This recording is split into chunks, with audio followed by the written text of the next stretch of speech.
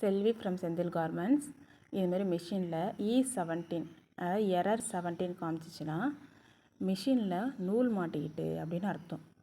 அந்த நூலை நீங்கள் ரிமூவ் பண்ணால் மட்டும்தான் மிஷின் ஒர்க் ஆகும், இல்லைன்னா ஒர்க் ஆகாது, அப்படியே ஸ்டக் ஆகி நின்றுடும்.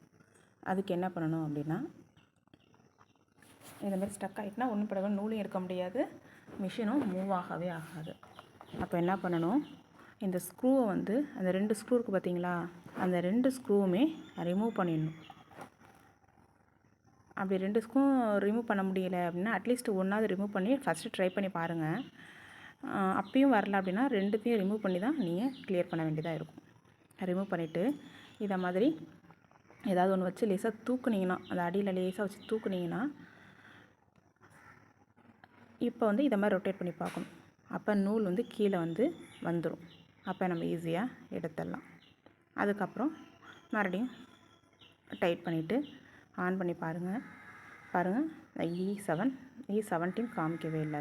இப்போ மிஷின் மூவ் ஆகுது. இப்போ பாருங்கள், இப்படி தான் அதை கிளியர் பண்ணி எடுக்கணும்.